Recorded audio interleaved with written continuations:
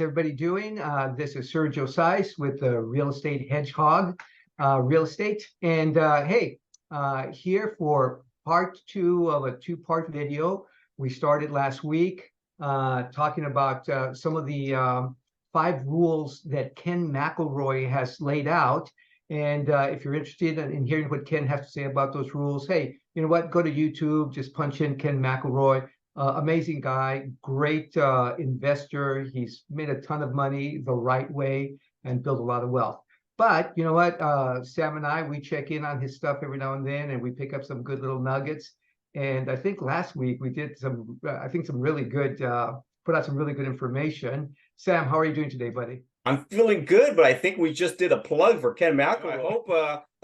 I hope he sees this one day and maybe plug us back. But I'm glad we're back on track to record videos, on a consistent basis. So I'm excited. Yeah, exactly. And you know what? I mean, I know that you're here on this with me, and I'm with this. We don't have any problem plugging people that that put out great information, great content, because we're all here together to learn together, and maybe at some point in time invest together. Yep. That's what this is all about. So the 5 rules to follow when investing.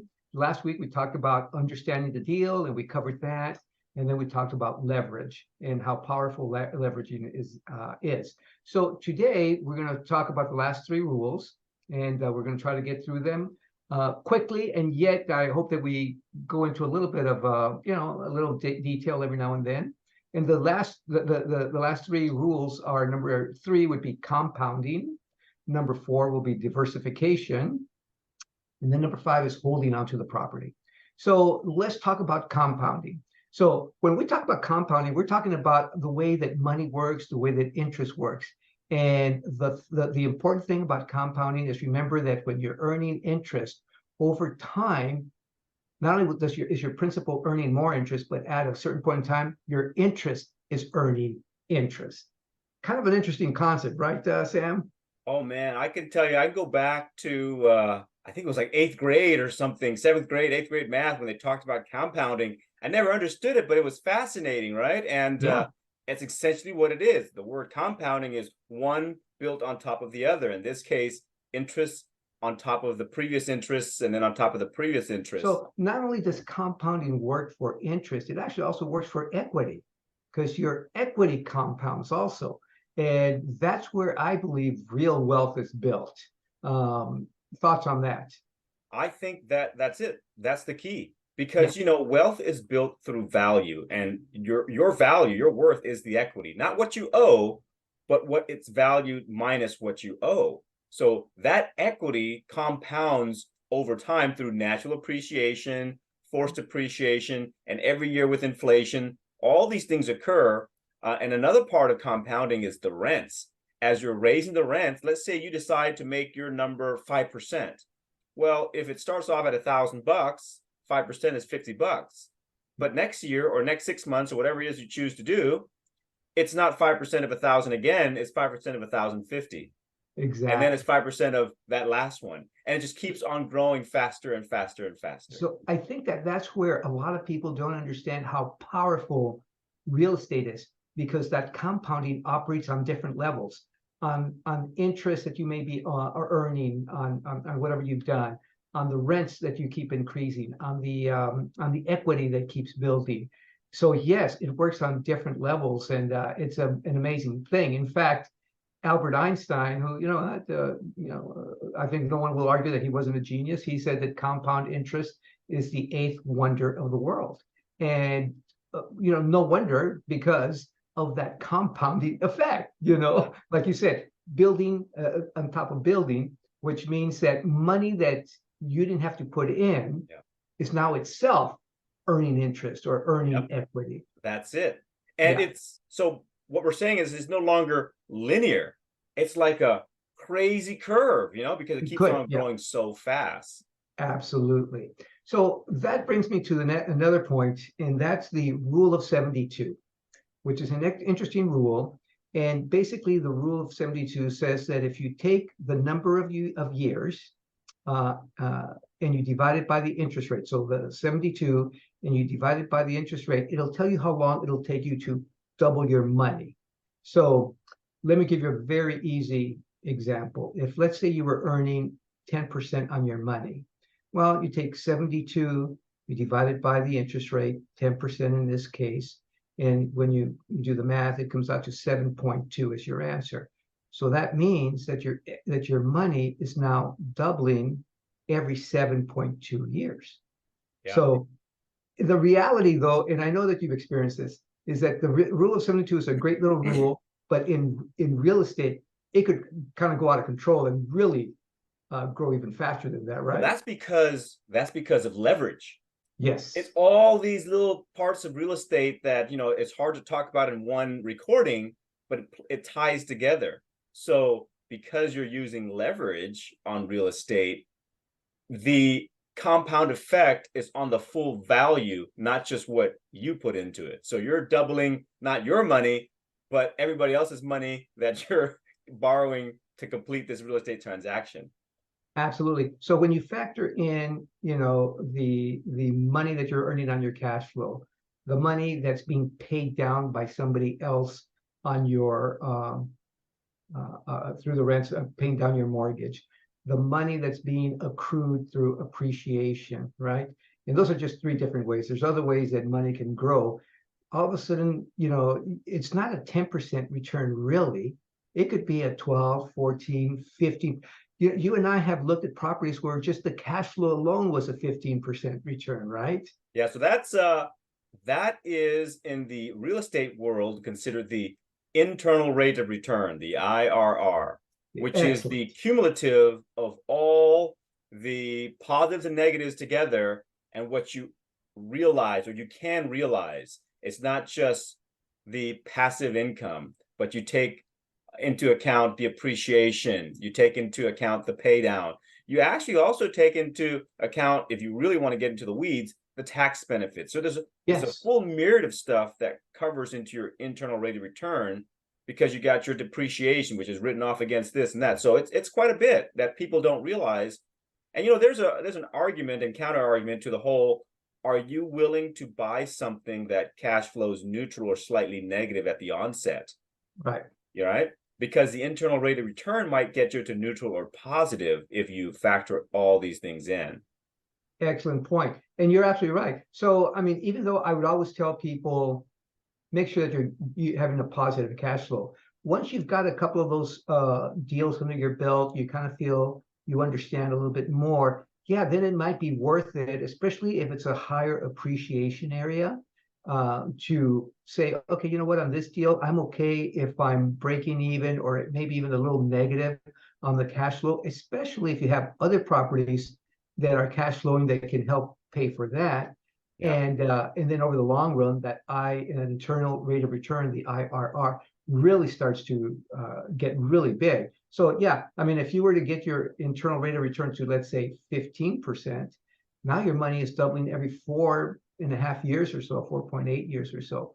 And no one's going to get rich overnight, but over a decade, which really isn't that long. People think 10 years are forever. It goes by, boom, like but that. See, what we're talking about is going to segue into the next two rules, right? Right. Because absolutely. You want to get some of the cash flow stuff under your belt in order to diversify to give you stability. Absolutely. So I'm glad you said that word, the D word, the diversification. And so when you diversify, how are different ways that you would diversify in real estate, Sam?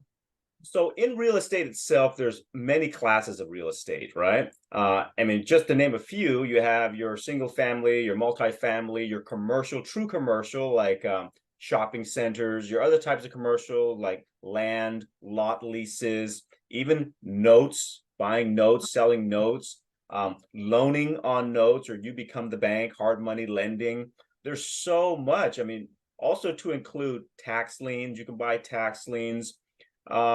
But when it comes to diversification, in essence, it kind of relating to what we just talked about, is if you want to make riskier moves, which often have higher returns, it's my philosophy that you want to set kind of a foundation of cash flow first, because when you get that out of the way, then there's less stress on you to meet your personal life bills.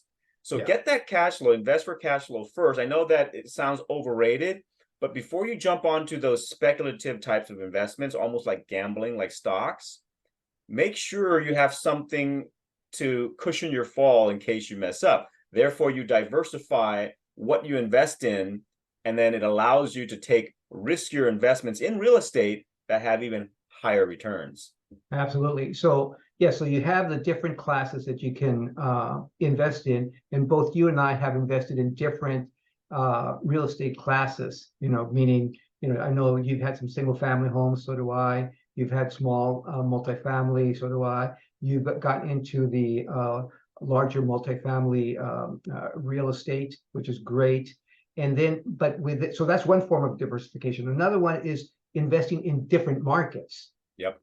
Because you'll always hear the people on the television or on the radio say, oh, you know what, real estate is up or real estate is down or whatever they're going to say. But usually they're talking about nationwide. But both you and I know that markets are very local. Yes. So let's take Southern California here. You have property up in the high desert, the Apple Valley area, but you also have property which is over toward the east side of LA County out into San Bernardino County type of area. But you also have a property up in Bakersfield, correct?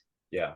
So that's on the opposite side, almost much farther west, still kind of a deserty area. I think you kind of like the deserts, don't you? Yeah. Well, there is something to be said about location diversification. And that's because kind of what you had mentioned, nationwide, you have trends and averages, but locally things can change. However, things can change drastically locally. So if you're invested totally in one locale, if something changes, like a big supplier or a big employer leaves town, it could cause catastrophic effects against landlordship.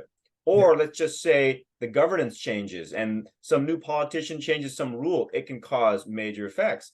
But when you diversify your location and you spread out your investments, what it does is it stabilizes your portfolio. So it gives you time to kind of soften the blow, reassess, relocate where you want to put your asset holdings in, or else you're going to be on a crunch if you have it all in one spot and that spot decides to have a major downturn. Like, for example, right now, as you know, Los Angeles, although the prices are high, prices are coming down because it's not as desirable as it once was. The outskirts of Los Angeles seems to keep on going up. And so it's kind of weird, right? And then you have areas that are probably just invested for stability's sake. There's always a stable market of renters, and therefore you have good income. But at the same time, those places often have very low appreciation, but you have the stability income to kind of quash any imbalances in areas where you're banking on appreciation.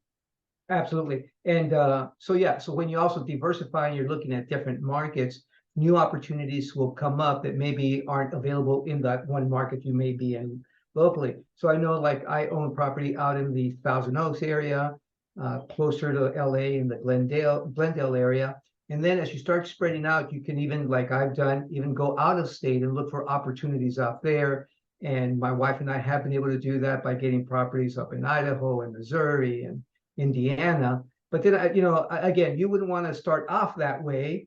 You want to kind of start locally, get to know an area, and maybe the area that you live in is too expensive. Let's say you live in the LA proper, LA City proper. Properties are very expensive there. But that's when you may want to start saying, okay, maybe not LA, maybe Riverside County or the outskirts of LA County, Lancaster, Palmdale, so many other areas still within the Southern California area that you can get started at. And then once you get your feet wet and you understand going, then you may look for opportunities, in other states if that's what you want to do, because that has its own set of its own skill set that you have to develop. Yeah, so I will have one counter argument to that. Okay. Just for the sake of the listeners to kind of understand. If you focus on an area and you've grown to a point, you have the ability to influence that area yourself. I say that because recently in my recent deal, I've had appraisers basically use my other units I own within the area as the the standard for appraisal. And Nice. so it just goes to show you that now I'm influencing the valuations of future deals myself to my benefit. And I'm sure Yeah, they're using my holdings to influence other valuations, but to my personal benefit, now I can, in essence, manipulate the financial side or the financial component of getting, a property under my control by making sure that it's valued at a certain value so I can get a certain amount of leverage out of it. It does make a difference. And then those guys who own hundreds and thousands of units, the big conglomerates, I'm sure that they do that quite a bit because oh, now they have a direct effect into the valuation that their lenders will assess. So when they refinance or when they do any of those other things that are not part of this video, they can get more bang for their buck.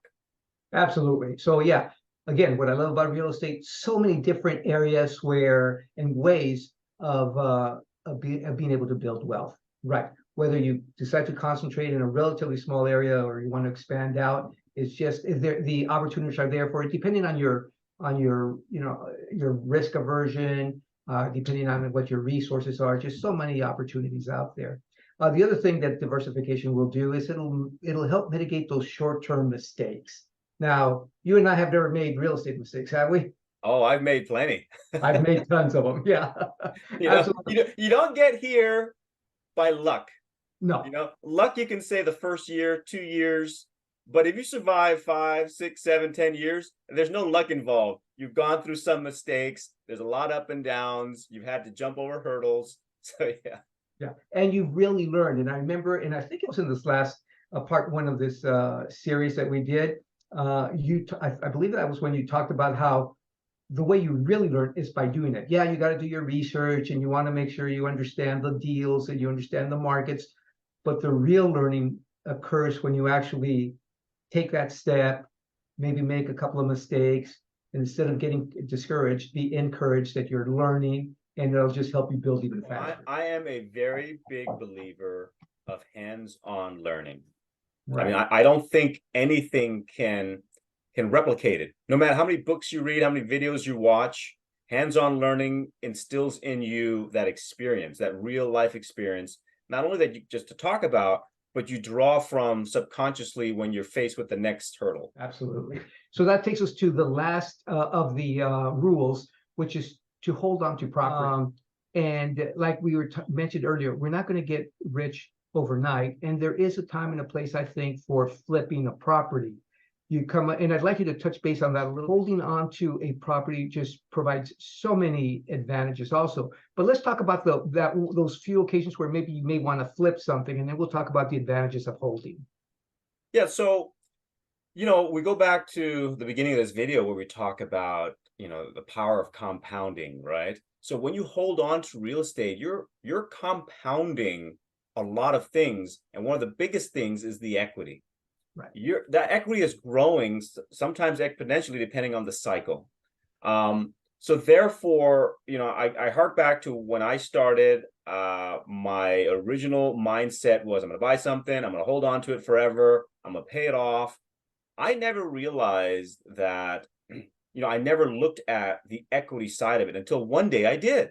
And I thought, whoa, I have crazy amounts of equity, enough equity that I can draw from, take a loan out to go purchase more real estate, right? So then the question begs to be, when do you do it? When is the right time to utilize or extract the equity? Well, there's a couple of different rules that I follow personally. The one biggest rule, the biggest one I think, is can you afford to borrow that money? Is the repayment within your budget?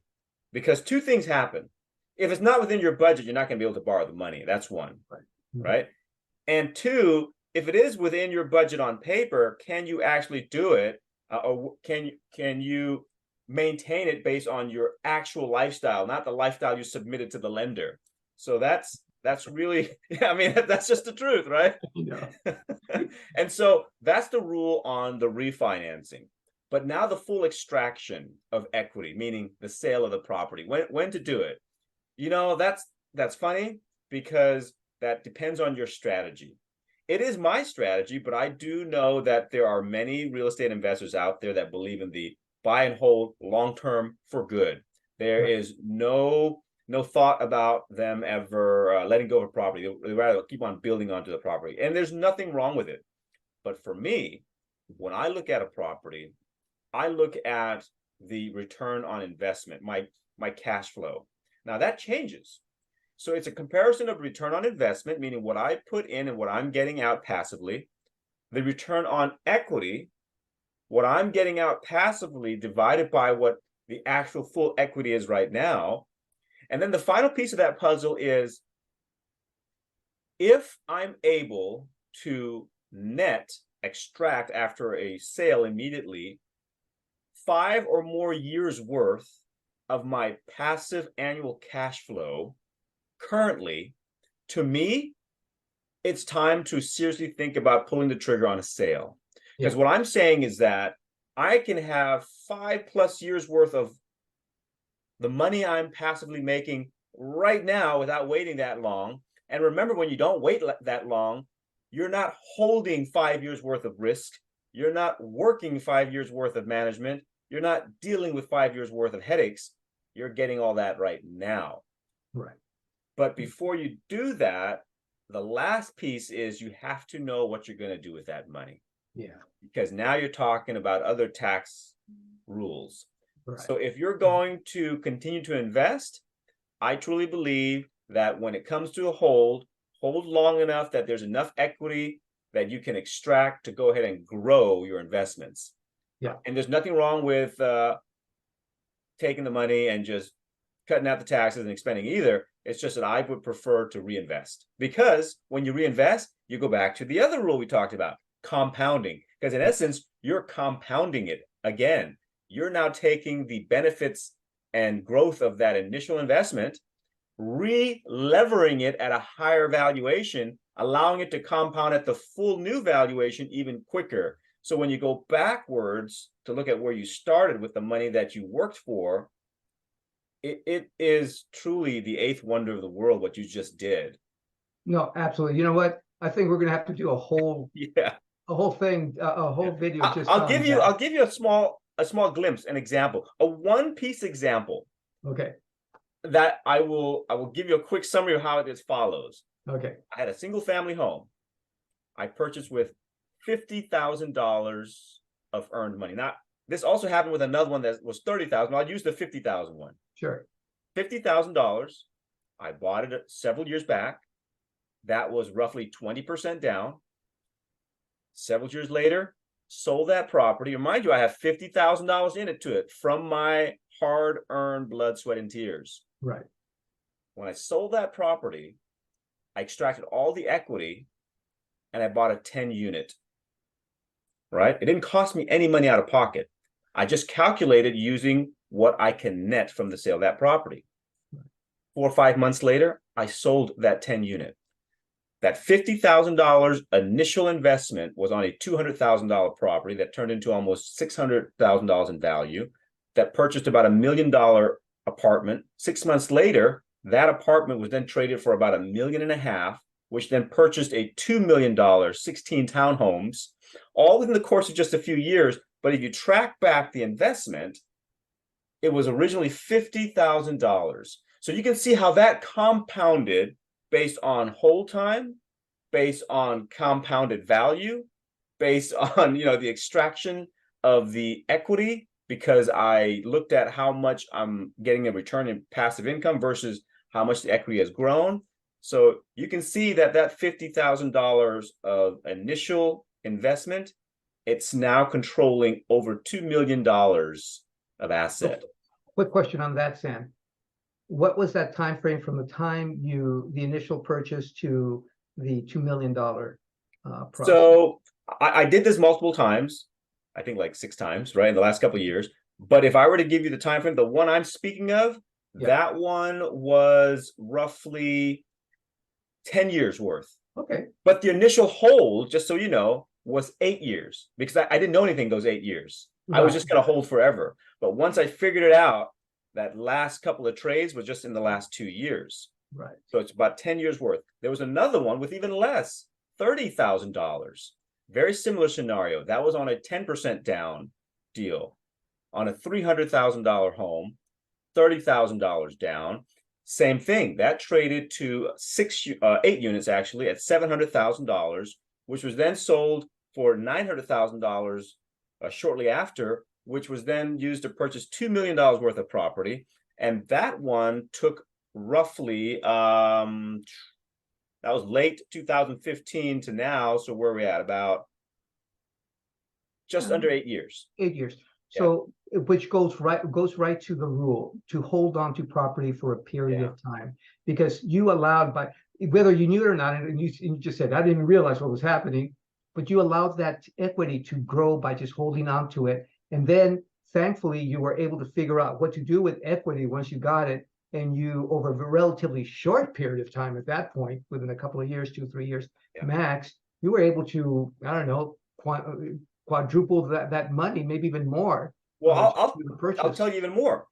So in those deals alone, I didn't even mention that during the whole time initially, right, as the equity grew, I refinanced them. I took money out to purchase even more property, meaning that it's not just a trajectory of that $50,000 that went to 2 million, but in between, I had pulled out money that also translated to 2 more transfers of 2 more million each. So if you just took those 2 examples, it's a total of $80,000 of actual work back then to produce the full 30 and 50. But over the course of time and using these rules that we're talking about and understanding real estate, just those 2 alone equate to over $8 million worth of property. That's amazing. That's awesome. Yeah. And I'm just giving you that small snippet. Right. But it takes a few things. 1, understanding these rules you and I are talking about. But 2, being intentional in your actions. You can't just be laissez-faire. If you are, then all you're doing is you're riding the hold time train. Right. But if you become a little more active, then you can actually employ and extract and basically capitalize on all these different little techniques of real estate investing. Absolutely. So you know what, that basically covers the 5 rules. And again, real quickly, what those 5 rules are is, number 1, understanding the deal. Number 2, knowing how to use leverage. And again, if you want to go back to our part 1 video, you can get all that information there. And today we covered compounding, diversification, and then using holding onto the property for a period of time to really accelerate that compounding effect and that leveraging effect. So great. You know, I hope that our audience here was able to pick up a couple of nuggets from that, be able to use it in your own investing. And really, if you just, like Sam said, if you just follow these rules and stay single-minded, you can make real estate work for you. Right now, I know we're in September of 2023. The real estate market is kind of weird. And both Sam and I are just kind of holding back a little bit, ready to pounce, you know, keeping, as they like to say, that powder dry, keeping that cash on hand, because if that something comes around, we're going to pounce on it. But nothing wrong with being patient. Oh, yeah, there's nothing wrong with being patient. Yeah. Any final words, buddy? I say go out there, pull the trigger, take action, learn, and grow. That's it. Excellent. Just do it. Very good. Okay, so I'll see you next time, and hopefully our audience will come back for the next video that we'll do. Thank you, Sam, and we'll catch you on the next go around, okay? All right, catch you guys next time.